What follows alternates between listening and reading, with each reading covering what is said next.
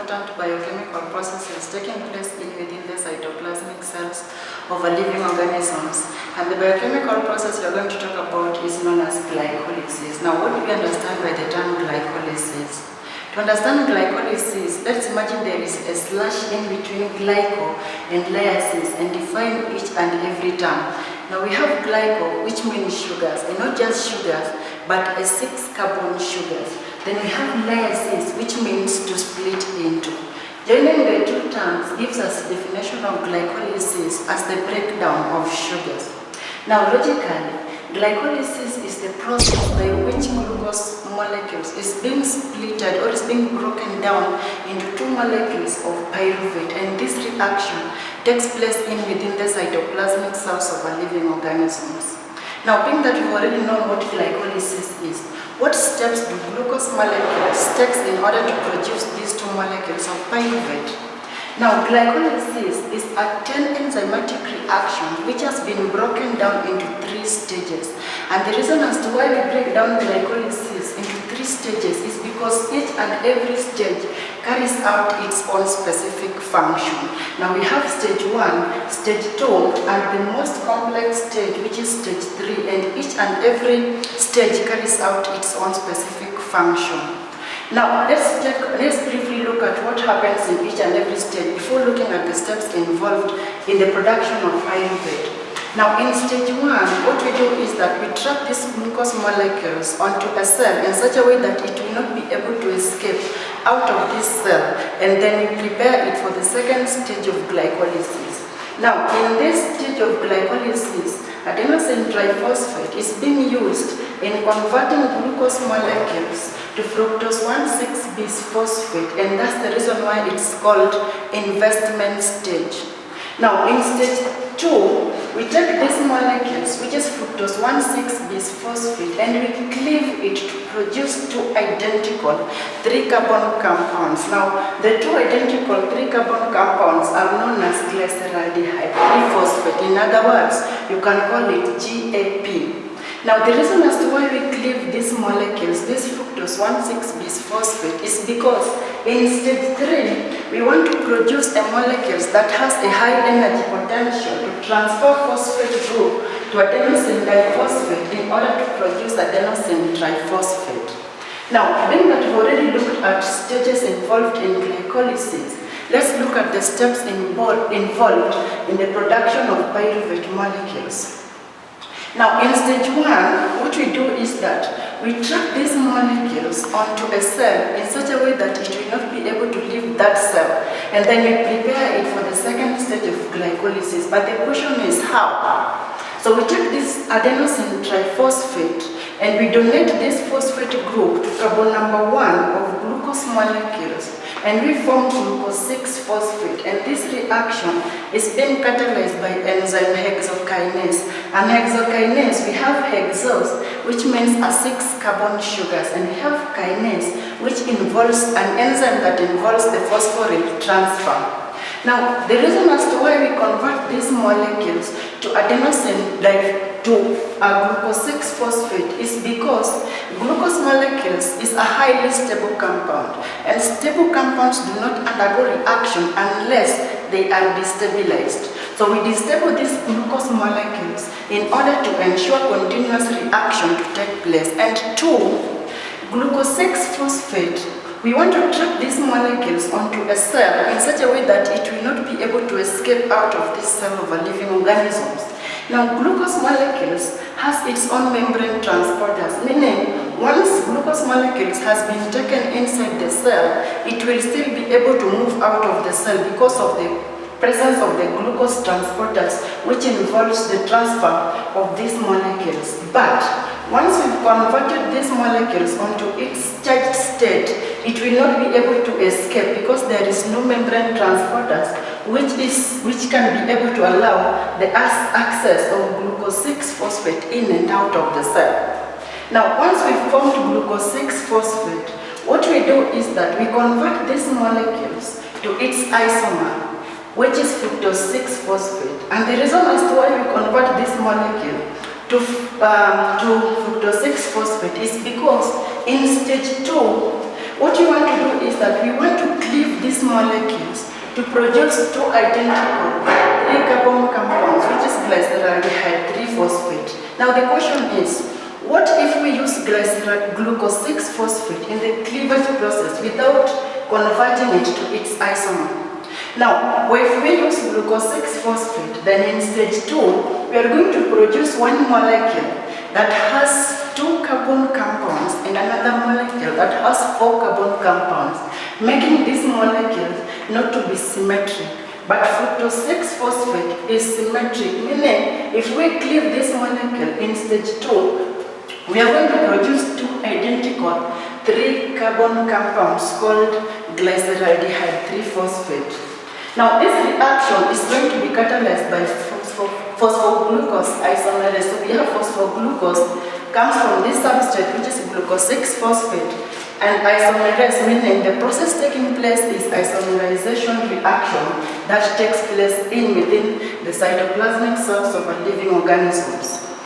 Now once we form fructose 6-phosphate, we want to ensure continuous reaction to take place. And how? We are going to add another phosphate group from adenosine triphosphate, and this phosphate group is going to be attached to carbon number 1 of fructose 6-phosphate, and we produce what we call fructose 1,6-bisphosphate. Now the reason as to why we phosphorylate these molecules is because we want to ensure continuous reaction to take place by destabilizing or continue destabilizing this molecule.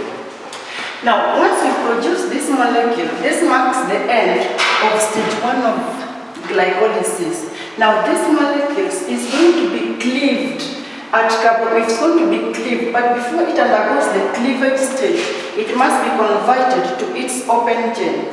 But the reason as to why we convert these molecules to its open chain is because we want to expose this carbon between the bond between carbon number 3 and carbon number 4, where cleavage will take place. So we are going to break this bond and we produce 2 triose molecules. We have a ketotriose called dihydroxyacetone 3-phosphate, dihydroxyacetone phosphate, and we have an aldose compounds called glyceraldehyde 3-phosphate. Now, dihydroxyacetone phosphate that has been formed does not lie anywhere within the process of glycolysis, but glyceraldehyde 3-phosphate is the one which will be used or which will be converted in stage 3 to a molecule that has a high energy potential to transfer phosphate group to adenosine diphosphate in order to produce ATP molecules. So this reaction, this cleavage reaction is going to be catalyzed by an enzyme called aldolase. In fact, moving these molecules back to this fructose 1,6-bisphosphate, we are going to undergo what is called the cleavage process.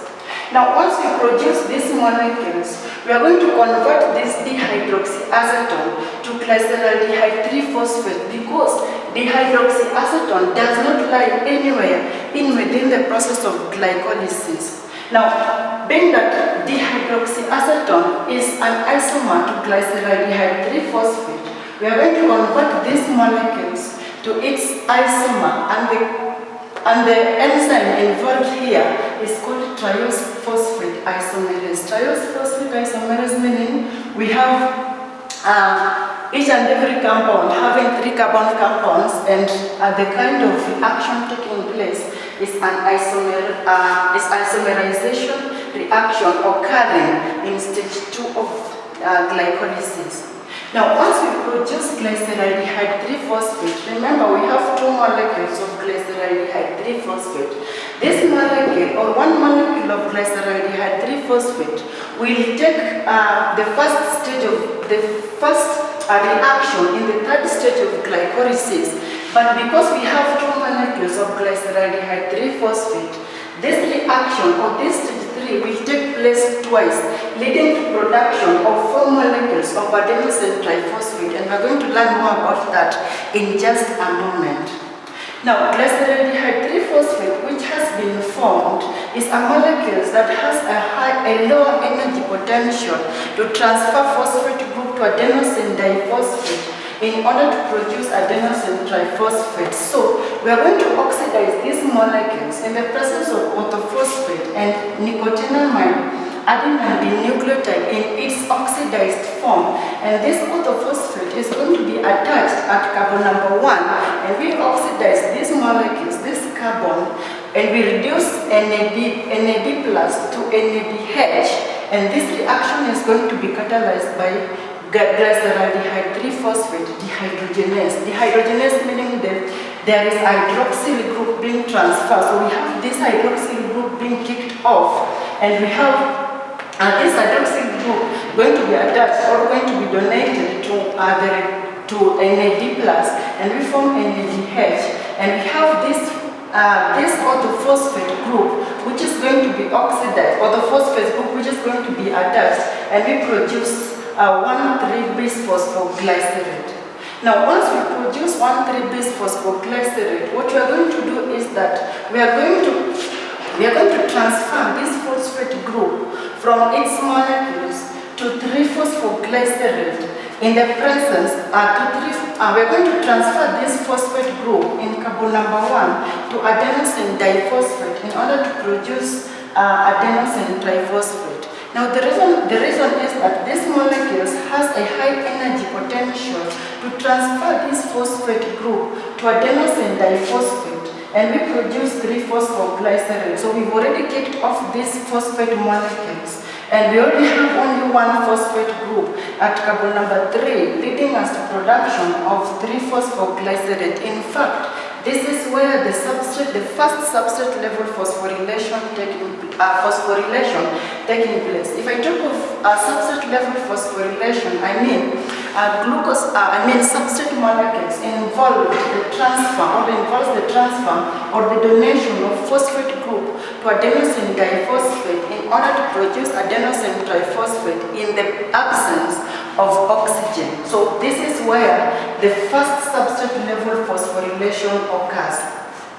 Now this molecule is a high stable compound, meaning it will not be able to undergo reaction. But remember, we have a charged molecules or a charged ion at carbon number 1 and a charged ion at carbon number 3. So we are not going to add another adenosine triphosphate in order to convert it to less stable. But what we are going to do is that we are going to transfer this phosphate group from carbon number 3 to carbon number 2, and we form what is called 2-phosphoglycerate. And in fact, this reaction is being catalyzed by enzyme phosphoglycerate mutase. If I talk of mutase, I mean a certain enzyme which is involved in the transfer of phosphate group or phosphoryl group from one part of the molecules to the other. So we are going to transfer this molecule, phosphate group, from carbon number 3 to carbon number 2, and we form 2-phosphoglycerate. But now this molecules is a less stable compound. So what we are going to do, we are going to convert these molecules to its enol group. We are going to be enol state. So we are going to transfer, we are going to kick off this, combine this hydrogen molecule and these hydroxyl molecules, and we produce water molecules. And then what we do is that we will have a double bond created between carbon number 2 and carbon number 3, and we form phosphoenol pyruvate, and this reaction is going to be catalyzed by enzyme enolase. So an enolase reaction, is an enzyme which involves the transfer of certain molecules to its enol group. So we are going to produce these molecules which has a high energy potential also to transfer phosphate group from adenosine diphosphate to adenosine triphosphate. Now, in the last reaction or in the last step of glycolysis, what we do is that this phosphoenol pyruvate has a high energy potential to transfer a phosphate group to adenosine diphosphate in order to produce adenosine triphosphate. So this phosphate group is going to be transferred to adenosine diphosphate, and we produce adenosine triphosphate. And we are going to produce, we are going to form a carbonyl group in between carbon number 2 and carbon number 1 and carbon number 2 and carbon number 3, and we form a highly stable compound, pyruvate molecules. Now remember, we had in stage 2, we have 2 molecules of glyceraldehyde 3-phosphate, and in stage 3, we have only used 1 molecule of glyceraldehyde 3-phosphate. So this stage 3 is going to take place twice, leading to production of 4 molecules of adenosine triphosphate. Remember, in stage 1, we invested only 2 molecules of adenosine triphosphate. But in stage 3, we are producing 4 molecules of adenosine triphosphate, leading to a net production of 2 molecules of adenosine triphosphate. Now, the total of the last reaction or the overall reaction for glycolysis, for only one glycolysis, is that we have 1 glycolysis with an input of 2 molecules of adenosine diphosphate, and the oxidized form 2 molecules of nicotinamide adenine nucleotide in its oxidized state, and 2 molecules of orthophosphate, which was produced in this carbon, in this step 6. And we produce 2 molecules of pyruvate because this stage 3 takes place twice. And we produce 2 molecules of NADH and 2 molecules of hydrogen ion and 2 molecules of water Now, we've already known that only 1 glucose leads us to production of 2 molecules of pyruvate. What are some of the importance of pyruvate, of these molecules which have been formed? Now, in the presence of oxygen, these pyruvate molecules can be converted to acetyl-CoA, where it will be transferred, where it will be taken to the mitochondrial matrix, where further oxidation will take place to produce carbon dioxide and water. These molecules, NADH, is a reducing equivalent which will be transferred to the mitochondrial matrix via electron transport chain, where it will be oxidized again to produce carbon dioxide and water